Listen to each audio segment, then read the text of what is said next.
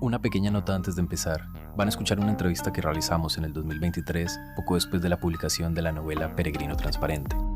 Me disculpo por la tardanza, pero sobre todo porque el micrófono supo captar un montón de ruidos de interferencia mucho mejor que mi propia voz. Espero que la puedan disfrutar. Hoy en Librería Bizarra tengo el gran gusto de volver a presentar al escritor colombiano Juan Cárdenas, a mi juicio uno de los mejores autores latinoamericanos de hoy, con quien ya hemos tenido la oportunidad de conversar sobre libros como El Diablo de las Provincias, Volver a comer del árbol de la ciencia o El Astico de sombra. En esta ocasión vamos a conversar sobre una novela que se llama Peregrino Transparente, que se acaba de publicar y que a mi juicio me resulta una de las mejores novelas colombianas en mucho tiempo. Así que Juan, muchas gracias por estar acá y por aceptar esta invitación. Gracias a vos, Naum. Quería empezarte preguntando, o bueno, más bien ubicando un poco a quienes nos escuchen, porque Peregrino Transparente es una novela que ocurre básicamente en el siglo XIX, aunque por supuesto tiene un nivel de espesura que nos hace pensar que está testimoniando de alguna manera el presente. ¿Cómo fue este proceso de construcción de Peregrino Transparente? Pues Naum fue medio accidentado, fue como lleno de, pues como siguiendo muchas intuiciones y muchos impulsos ciegos. Más allá de las apariencias, no es un proyecto muy cerebral. Claro, luego lo otro es mi manera de trabajar las formas, que bueno, tiene como una cosa, un acabado, digamos, muy, con una determinada apariencia, ¿no? Una determinada capa, un aspecto de superficie muy, como muy pulido, ¿no? Que es una cosa que yo trato de siempre de lograr, como justamente esa transparencia es lo que trato de lograr. Pero el proceso fue eso, fue muy, muy accidentado, muy, muy raro. No sé muy bien ni siquiera cuándo empezó, porque yo leo cosas sobre el siglo XIX desde hace mucho tiempo, no con un interés, nunca había pensado que iba a escribir una novela que transcurriera en el siglo XIX, pero a mí sí me interesa siempre leer la literatura latinoamericana y la historia latinoamericana teniendo siempre un ojo en el siglo XIX, porque me parece que el siglo XIX es el gran olvidado, es el siglo que todo el mundo desdeña. Creo que el siglo XX es un siglo, el siglo XX latinoamericano es un siglo muy, muy narcisista. Entonces es como la gente siempre cree que la literatura latinoamericana empezó en el 20 y que todo empezó en el 20 y no es así. En realidad todo arrancó en el 19, no todo, pero sí buena parte de las cosas que pudimos disfrutar en el 20 vienen del 19. Entonces yo Claro. siempre estaba mirando al 19 como con ese, como diciendo, ah, no, mira, esto en realidad estaba acá, esto estaba acá, esto estaba acá.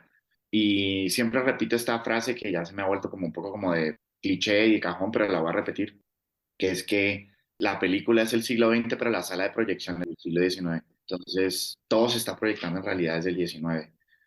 Así, con esas cosas fui sumando cosas, pero yo creo que o sea, sí hubo un disparador, hubo un momento como de torsión, que fue cuando leí Peregrinación de Alfa, el libro de Manuel Ancisa, que además lo empecé a trabajar más seriamente en la pandemia, estaba justo empezando la pandemia, me metí en ese libro y fue la clave. Dije, lo que tengo que hacer es un western. Y ahí fue donde dije, aquí está el western. Lo que pasa es que de verdad, como, así como yo lo cuento en la novela, que yo no sabía muy bien para dónde iba, es verdad, yo no sabía muy bien. Entonces, la novela tiene ese comienzo como titubeante, como que no se sabe muy bien para dónde va, no sé qué, pero porque yo realmente no sabía muy bien para dónde iba. Y me gustaba el hecho de que ese titubeo quedara ahí, quedara en el libro. Y como invitar a los lectores a que, bueno, acompáñenme, porque así es como se construye un libro, una novela, como en esa vacilación, en esa duda, en esa mano temblorosa, ¿no? Pues así fue. No, buenísimo, y me quedé pensando en lo que mencionabas ahora del libro de Anne César, porque incluso, como también mencionabas ahorita, al principio lo nombras, una fantasía irresponsable y demás, vas elucubrando lo de que en el siglo XIX casi todos los libros de este tipo de personajes eran un poco un Frankenstein, que tenían un pedazo de esto, un pedazo de aquello. Y en cierta medida, Peregrino Transparente, desde una óptica muy contemporánea, agarra ese tipo de forma, porque es una acumulación de capas que van ofreciendo sentidos por todo lado. Entonces yo pensaba algo y es como, porque este libro al mismo tiempo es un viaje, por supuesto, y es muy viajar por Colombia, El transparente. expreso bolivariano. Claro, el Bolívar en el Arauca. Entonces, esa acumulación de sentido que va llevando luego a que surja Price y toda la comisión coreográfica, que es como el núcleo duro de esta narración, nos va permitiendo, como decía, acumular capas pasan por el discurso ensayístico que te hemos visto antes, pero al mismo tiempo por la narración. O sea, ¿cómo logras este equilibrio? ¿Y en qué momento decidiste que iba a ser la comisión coreográfica? Pues yo no sé si hay un equilibrio. Yo creo que el libro trabaja de manera muy cuidada las superficies, precisamente porque debajo hay un magma, hay como yo diría que hay mucho caos. Lo que yo quería era como producir ese caos, producirlo de la manera más orgánica posible, que uno sienta que está dentro de un magma, de una cosa que está viva. Pero claro, al mismo tiempo es lo que vos estás diciendo, hay una disparidad en los registros. El libro habla de muchas maneras, dice cosas de muchas maneras, y esa combinación de registros también es una manera de marcar que no hay un solo decir en el libro, que eso que parece que está dicho de manera muy frontal, en realidad no lo está, todo siempre está como socavado por lo que las otras voces del libro están diciendo. Obviamente, pues el lector perezoso va a creer que cuando yo digo algo, cuando ese narrador dice algo, eso hay que tomarlo a rajatabla, ¿no? Pero pues a rajatabla es una cosa y literalmente es otra. Y lo que hay es como eso, como interferencias. Los discursos, hay muchos discursos y muchos decires que se están interfiriendo dentro del libro. Entonces yo quería que eso pasara. O sea, esa organicidad, ese magma, ese caos vital no podría surgir si yo no hacía eso, si yo no enfrentaba voces. Y por supuesto, si no creaba un determinado tipo de narrador. Tuve que crear un narrador que es como un narrador esquizo, ¿no? Está como un narrador desdoblado respecto a sí mismo, o más bien desdoblado, no doblado en unos pliegues, de pliegues y recontrapliegues sobre sí mismo. Entonces tenía que hacer eso, tenía que generar eso, ¿no? Entre otras cosas, porque el libro me parece que es una invitación a discutir la complejidad de las relaciones entre el realismo y las vanguardias. Ahí hay una cosa muy de fondo, sonando, que es invitar a decir, no es tan, no sé, justamente desde los discursos del siglo XX generalmente se dice, el realismo es el enemigo, y es como a la gente se le olvida que el realismo fue la primera vanguardia, porque lo fue, así fue, el realismo fue la primera vanguardia. Gustave Courbet en plena Comuna de París, ese personaje fascinante que es Gustave Courbet, en su carta famosa a la academia, donde él le dice a los académicos, yo no voy a pintar esos faunos y esas ninfas y toda esa cosa académica, yo voy a pintar pues lo que pintaba, ¿no? Entonces, eso, que a la gente se le olvida que el realismo es la primera vanguardia y que hay como una línea de continuidad que va del nacimiento del mundo de Courbet hasta los Etandones de Duchamp, que es este gran dispositivo óptico póstumo pues, de Duchamp, cuando pues, su obra final justamente es como una interrogación sobre la mirada, pero ¿cuál es la imagen que hay en el État donné de Duchamp? ¿No? Pues es exactamente la misma del nacimiento del mundo de Courbet. Entonces, todas estas cosas sobre lo óptico y sobre lo conceptual, sobre la transparencia, sobre lo que se ve, sobre lo que no se ve, sobre lo que está oculto, sobre lo que ama ocultarse, sobre lo que se revela, todo eso está operando en el libro todo el tiempo. Entonces, pues esas capas están ahí y obviamente pues habrá quien ve realismo chato o realismo mágico o cualquier mierda, pero viene con el propio juego que yo estoy planteando. Yo sé que el libro se prestaba para un montón de malentendidos y lo asumo. Pero me quedaba pensando en algo ahorita que hablabas de las vanguardias, porque la entrevista pasada que te pude hacer, me decías una idea que a mí me pareció muy, muy interesante para seguir leyendo temas, y es que, claro, mucha gente se enfrasca en la vanguardia como lo estrictamente nuevo, cuando en realidad la vanguardia tiene la capacidad de volver sobre el pasado y mirar otra óptica, reconstruyendo o destruyendo un mundo que se estaba haciendo en medio de guerras, de conflictos políticos, de surgimiento de formas del arte, que Ujú. da una capacidad de reflexionar alrededor. Y ahí te quería preguntar, porque buena parte del texto va con las reflexiones sobre el arte y su capacidad o falta de capacidad. Entonces ahí ofreces una mirada a partir de estas pinturas de la Comisión Coreográfica, de lo que ha sido el arte en el 19, de lo que ha sido el 20 y lo que políticamente eso ha generado.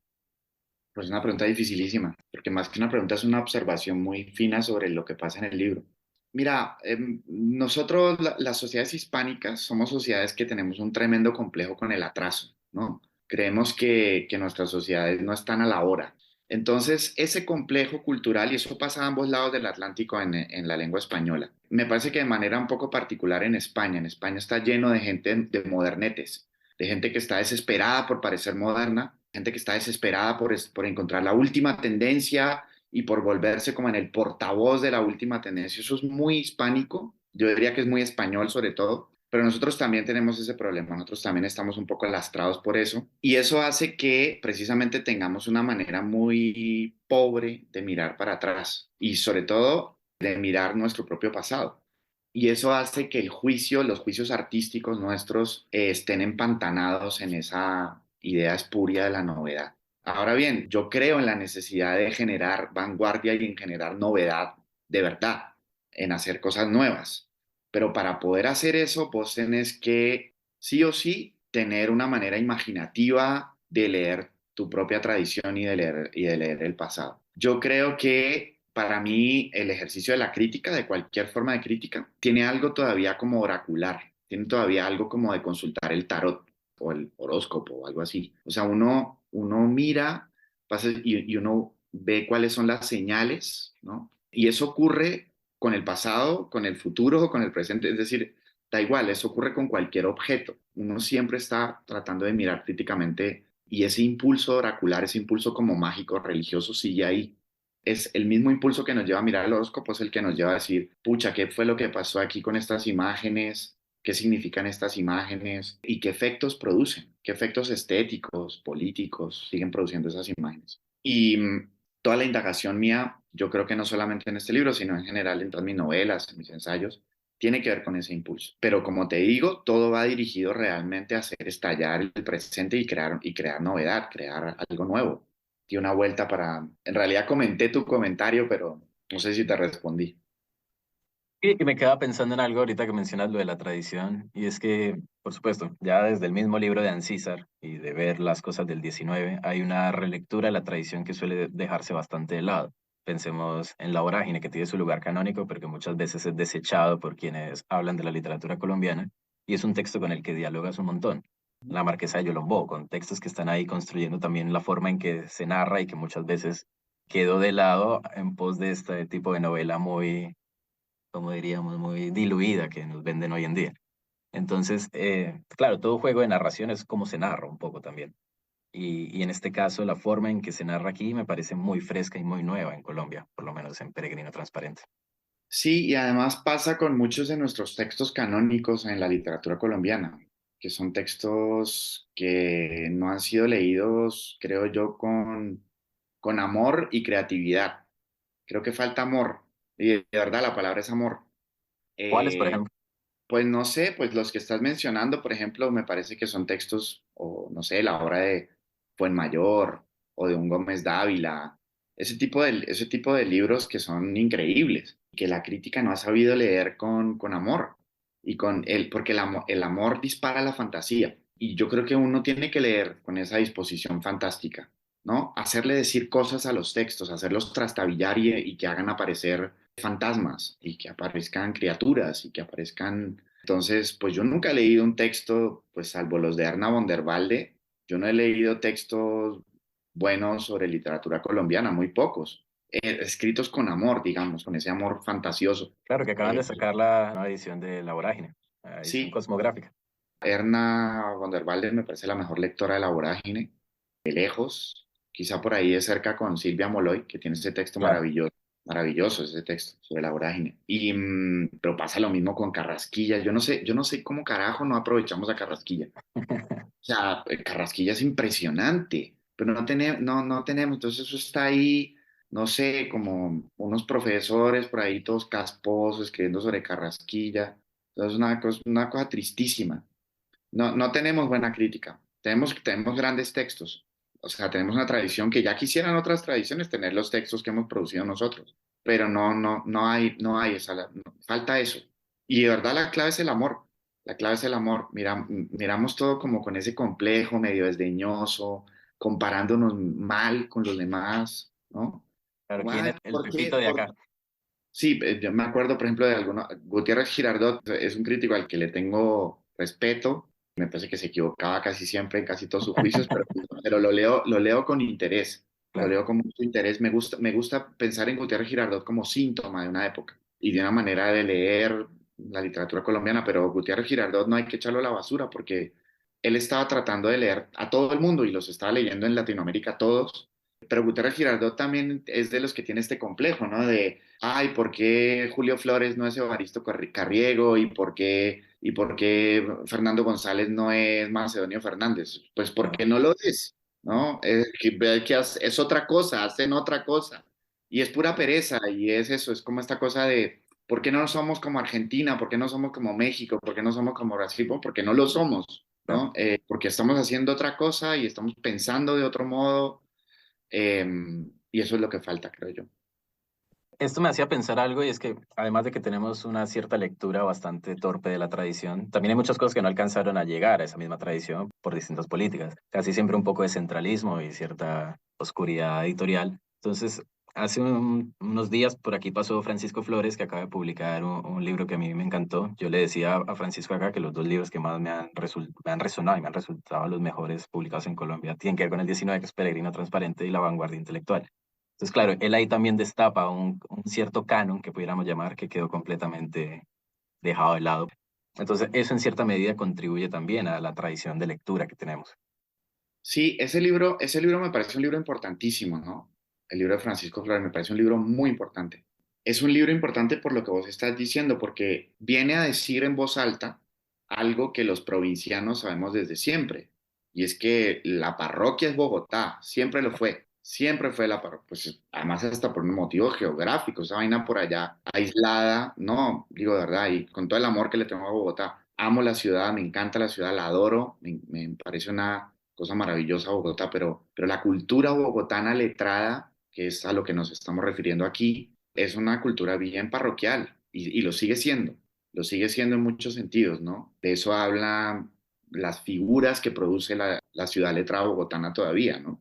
Que son súper municipales esas figuras, siguen siendo muy municipales, con contadísimas excepciones. Y los provincianos sabemos que el mundo en realidad está circulando todo el tiempo por acá, el aislamiento y la cosa está remota, como nos ven desde la lógica centralista, pues eso no es verdad, nunca lo fue. Esos son lugares muy conectados con el capitalismo global, de hecho, pero además desde tiempos de la colonia, esto está completamente conectado con circuitos del capital global y ese libro viene a decirlo en voz alta, es decir, miren, ustedes están meando fuera del tiesto porque la cultura colombiana siempre ha pasado es por otro lado y por otras coordenadas y lo muestra muy bien. Y además me interesa mucho en el libro de Francisco La clave negra y cómo se conectan las dos costas, la intelectualidad de las dos costas, que es una cosa que nosotros acá pues hemos podido ver también siempre. O sea, Cali y Popayán siempre fueron lugares de recepción de esa intelectualidad negra del Pacífico. Bueno, en Pasto también, yo diría, Quibdó, Cali, Popayán, Pasto, son lugares de recepción, de lugares de paso, de recepción de esos intelectuales negros. Y entonces eso, se ha construido también ahí una línea fantasma que hay que volver a poner en el tapete, ¿no? Y Claro. cambiar las coordenadas para pensar el país de otro modo.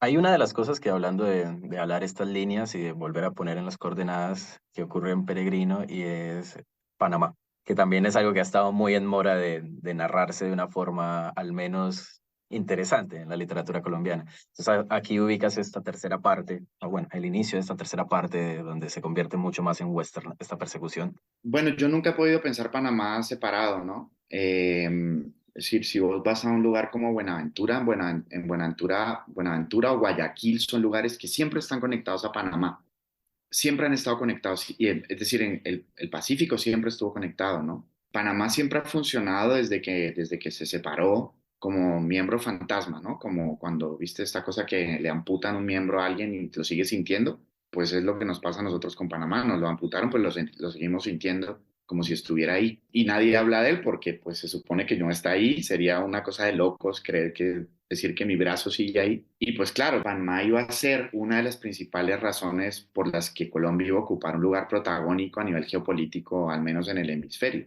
Iba a ser eso.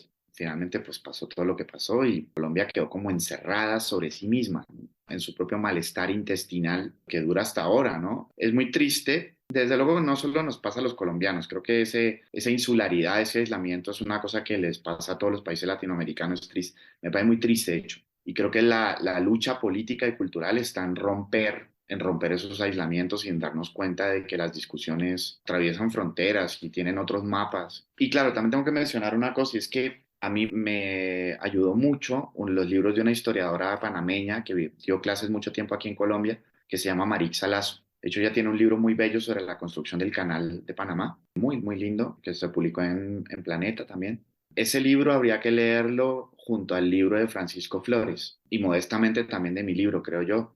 Creo que habría que hacer como un circuito ahí curioso para pensar esas territorialidades pues, que exceden los discursos oficiales sobre cómo funcionan los mapas o nuestros mapas, ¿no?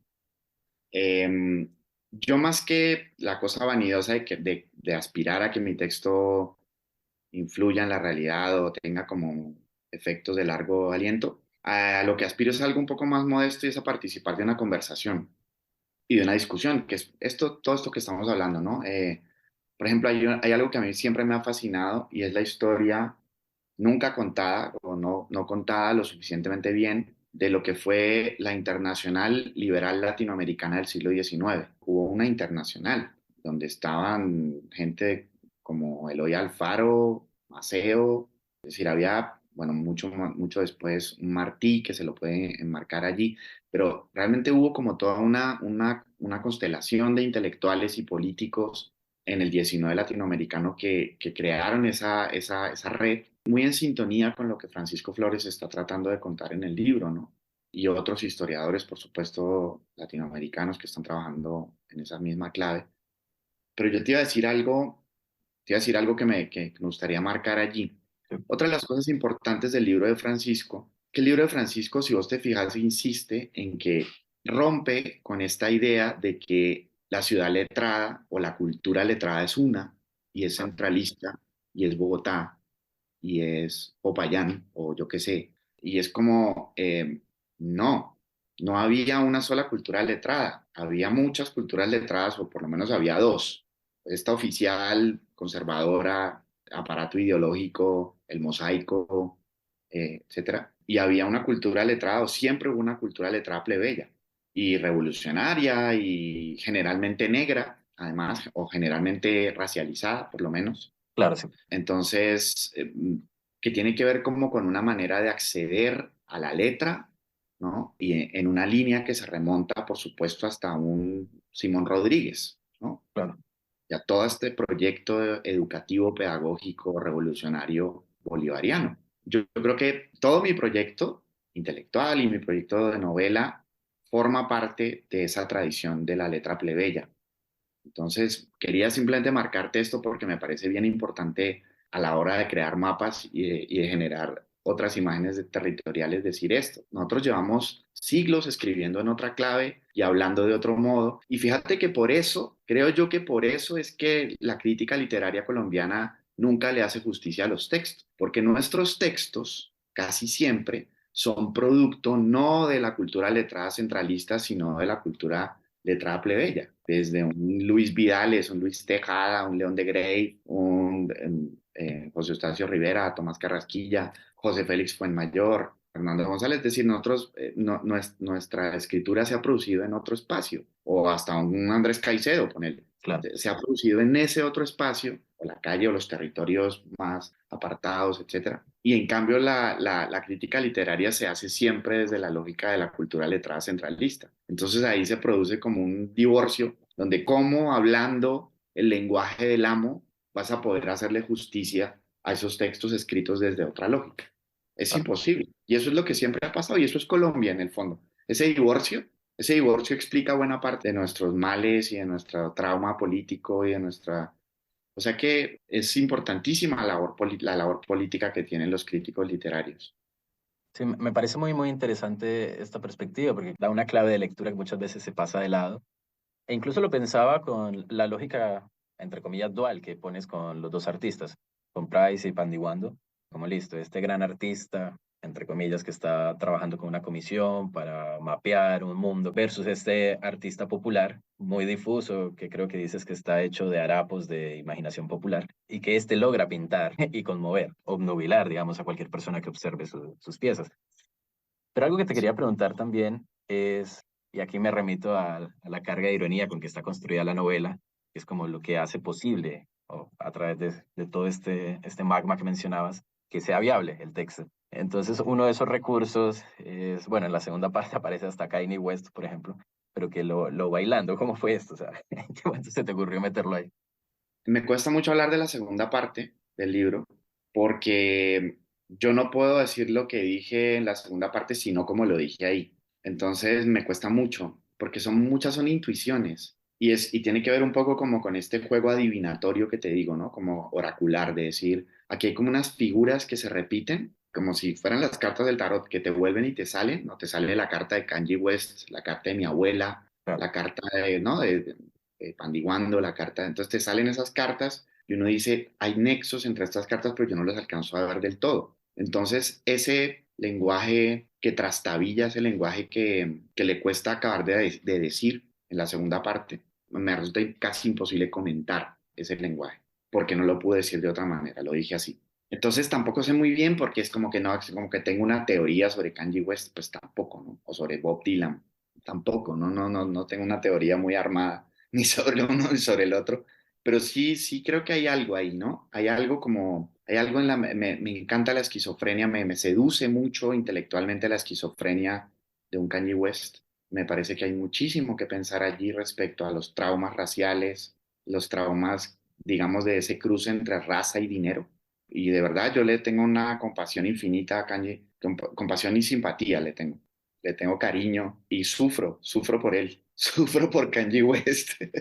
Me parece que los woke y toda esta gente le da un palo muy bobo además, porque no son capaces de leer más allá de las declaraciones altisonantes o atinadas. Claro. Hay que entenderlo como un personaje trágico y lo es es un personaje trágico, muy trágico. Y aquí hay una pregunta que alguien me dijo que te hiciera. Una amiga se llama Gretel, estudia acá. Estudiando tu obra y en muchísimos textos hay una capacidad, bueno, eres crítico de arte, un gran conocedor del arte.